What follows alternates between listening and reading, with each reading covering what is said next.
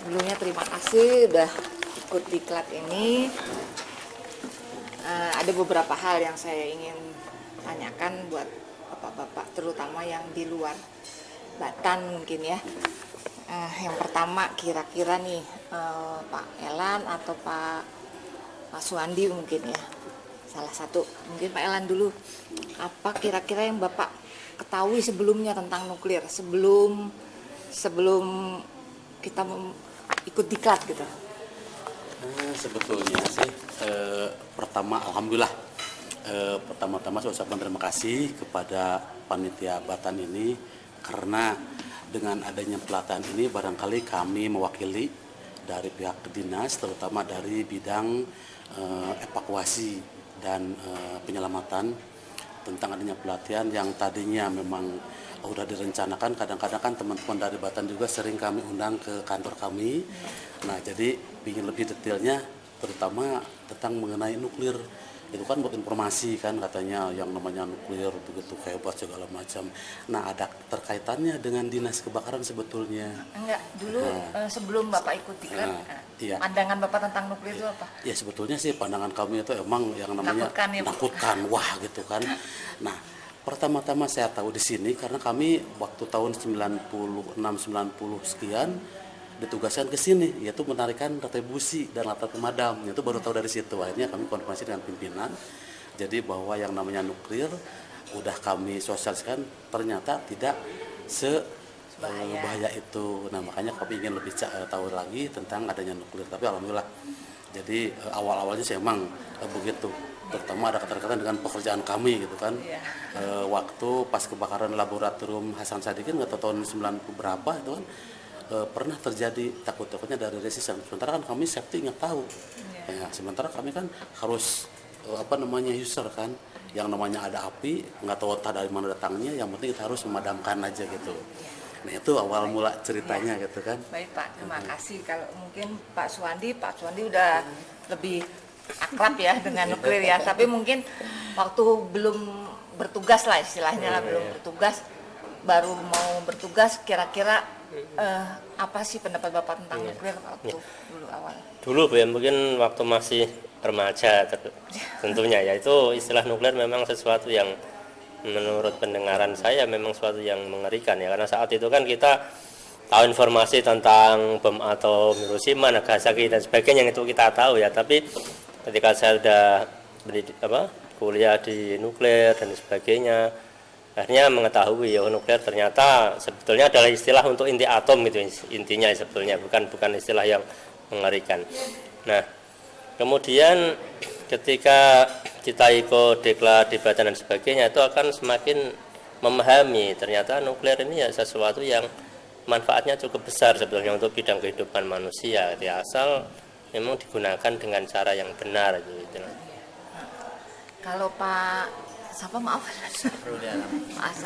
itu backgroundnya apa kalau boleh saya tahu? Kalau saya sebenarnya backgroundnya dulu sebelum di Inuki itu saya bekerja sebagai. Memang dari luar atau dari Batam pindah ke Inuki? Enggak, saya dari luar. Oh, dari luar ya. Dari luar. Awalnya saya sebenarnya bagian perawatan Bu.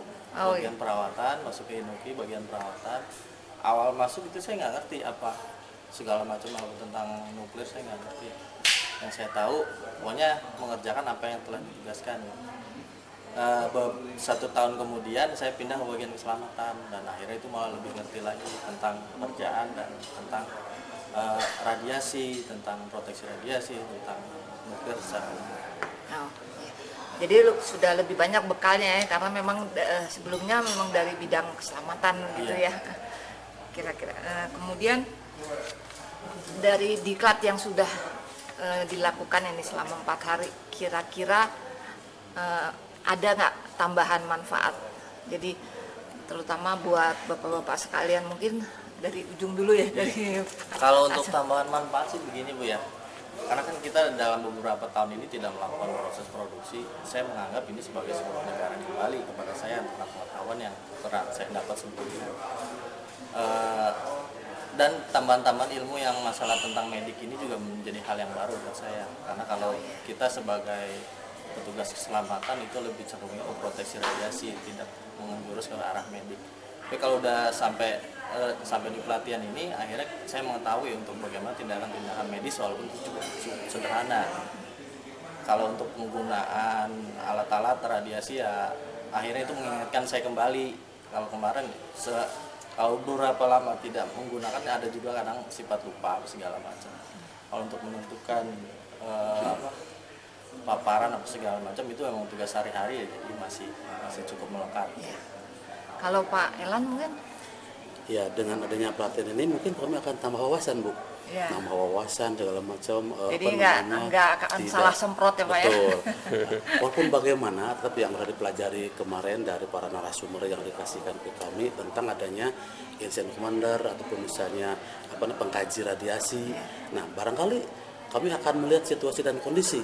Ini kira-kira bahan apa nih yang terbakar untuk sekarang gitu kan? Kalau kemarin-kemarin kan saya nggak tahu. Kemarin nggak ya? Nggak tahu. Pokoknya semprot gitu ya? Betul. Kalau seandainya pas ada pokoknya apinya padam gitu ya? Padam, tapi safety buat anggota gitu kan nggak tahu. Tapi kalau sekarang udah ada yang kayak begini, barangkali kami sedikit demi sedikit ke teman-teman bisa menjabarkan sosialisasi untuk kemungkinan barangkali nanti akan kami ambil langsung dari sini untuk memanfaatkan juga di kantor kami.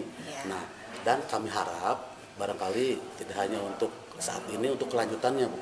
Untuk kelanjutannya, dan barangkali kami pun tidak hanya sebatas 2 orang barangkali untuk nanti mudah-mudahan undang ya paling tidak 10 orang gitu kan ya. Jadi biar mereka tahu ya, terutama dari para komandan regunya kan yang membawahi anggota-anggotanya. Mungkin itu bisa disiasati dengan jadi Bapak mengadakan diklat tempat Bapak kemudian manggil narasumber. Nah, itu akan lebih atau Bapak mengadakan diklat kemudian berkunjung ke kami. Barangkali itu nanti untuk kedepannya kami akan di program, karena yang namanya kalau datang ke sini kan nggak mungkin banyak-banyak, tapi kalau untuk di pos kami karena orangnya banyak, kalau ada narasumber itu mungkin bisa. Ini itu aja barangkali untuk kedepannya gitu. Terima kasih Pak. Kalau Pak Suwandi? Oh ya Bu. Ini temanya kan kedaruratan radiologi bagi first responder ya. Awalnya saya mengira bahwa kedaruratan radiologi itu hanya berkaitan dengan bidang radiologi, imaging di rumah sakit. Ternyata cakupannya malah jauh lebih luas daripada itu. Ya, jadi di sini saya jadi mengenal lebih luas lagi tentang kedaruratan radiologi, nuklir dan sebagainya, yang ternyata memang sangat berbahaya. Sehingga dengan pelajaran ini kita jadi paham dan jadi mengerti harus bagaimana bersikap gitu ya, terhadap instalasi nuklir yang kita miliki baik di medis maupun yang bekerja di bagian reaktor di Batan ini gitu ya. Kemudian yang kedua adalah istilah first responder. Sebelumnya saya belum pernah mengenal, ternyata belum pernah tahu baru apa dengar ya, baru Pak, dengar sekarang. Ya, saya cari di kamus responder itu responden, saya juga nggak tahu. Ternyata di sini adalah sebuah tim yang bertugas untuk penyelamatan lah, intinya seperti itu. Mungkin ini yang terakhir Pak, kira-kira apa rencana Bapak selanjutnya berkaitan dengan, mungkin tadi udah ya pintas oleh Pak Elan, berkaitan dengan keberadaan Batan di wilayah kerja. Jadi apa yang Bapak harapkan kita lakukan ya bersama-sama mungkin untuk ke masyarakat, supaya masyarakat lebih aware lagi, lebih mengenal nuklir dengan baik dan tidak takut, tapi juga siap siaga gitu. Mungkin dari sini dari Pak Suwandi. Terima kasih. Jadi gini Bu, selama ini ya terus terang saya yang tinggal di dekat rumah sakit ini belum tahu produk-produk yang dihasilkan dari Batan Bandung terutama ya. Yang satu selama ini kan Batan yang pada saat Jumat, hasil dan sebagainya. Ya, terus terang belum tahu apa produknya. Nah, harapan saya itu masyarakat itu mengerti, tahu tentang apa sih produk yang telah dihasilkan terutama oleh Batan Bandung. Itu yang pertama. Mungkin disosialisasikan lewat televisi, TVRI Bandung atau sebagainya, biar masyarakat itu tahu hasilnya seperti apa, manfaatnya seperti apa. Jadi masyarakat tuh menjadi tahu, oh ternyata manfaatnya besar juga ini nuklir gitu. Dan di samping itu juga masyarakat juga diberitahu, oh ya sisi lain tentu saja, sisi lain, sehingga mereka aware, mereka bisa mengetahui lah bahaya-bahayanya seperti apa gitu. Ya seperti diklat ini kan ada tanda-tanda seperti ini, itu mungkin masyarakat pun juga perlu tahu gitu. Ya. Pak Elan? Kalau kami sendiri sih, karena di sini juga ada Pak Lurah sebetulnya, jadi paling tidak untuk sosialisasi ke masyarakat yang kemarin disampaikan, emang kan ada program kuliner night tuan Bu ya. Jadi kata Pak Suwardi tadi, produk apa yang dihasilkan sama nuklir? Nah misalnya dari jagung segala macam. Nah tolong mungkin nanti jadi kuliner itu. Jadi biar ke masyarakat visualisasikan, kok ini hasilnya, kok enak, gede segala macam itu kan nikmat. Tapi Ya sebenarnya kita kalau dari pusat Pak sudah pernah pameran bahan makanan segala ya, mungkin nanti ini bisa masukkan ke pusat supaya diadakan di Bandung gitu ya Pak ya, dengan acara kuliner net ya. Terus yang sekian kali barangkali kalau misalnya tiap ada ulang tahun ya barangkali nggak ada salahnya kalau seandainya ada kunjungan-kunjungan bisa dari TK-nya ataupun bisa dari anak-anak SD bahwa yang namanya nuklir itu nggak sebahaya apa yang mereka bayangkan, itu bukan bom bilang gitu kan. Jadi untuk kemanusiaan atau untuk misalnya pangan segala macam itu bisa. Nah tapi intinya kalau untuk ke taman kanak-kanak ataupun misalnya ke TK ke SD yang lain itu bukan kepada orangnya education tapi ke orang tua ataupun gurunya yang pembimbing biar mereka juga bisa mensosialisasikan di sekolah masing-masing. Barangkali itu. Pak lupa Sarudin. Siapa tanya? Harapannya, jadi apa yang kira-kira kita bersama bisa lakukan supaya masyarakat lebih aware lagi dengan nuklir, jadi tidak takut tapi juga berhati-hati gitu ya. Dari saya sebenarnya kita sering-sering melakukan sosialisasi terutama kepada masyarakat awam gitu. Selain itu juga kita juga harus menunjukkan bahwa nuklir juga memberikan banyak manfaat bagi kita, misalnya iradiasi makanan atau iradiasi industri yang bisa cukup menguntungkan dengan terawetkannya dengan proses iradiasi.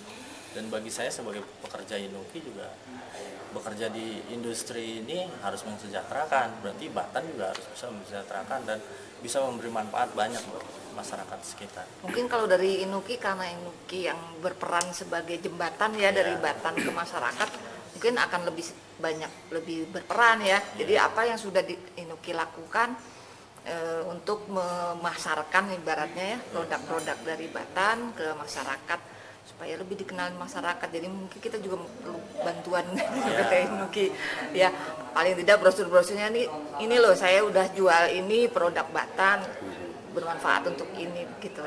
Ya kalau kemarin sih sebenarnya ada juga Inuki ada sempat melakukan komunikasi dengan PSTNT ini untuk melakukan kerjasama pembuatan kit sebenarnya Bu. Nanti untuk penjelasan lebih lanjutnya itu udah di wewenang para atasan tidak ada. Terima kasih pada bapak-bapak semua atas kesempatan memberikan wawancara singkat. Lain kali mungkin kita sambung lagi, bisa ketemu lagi.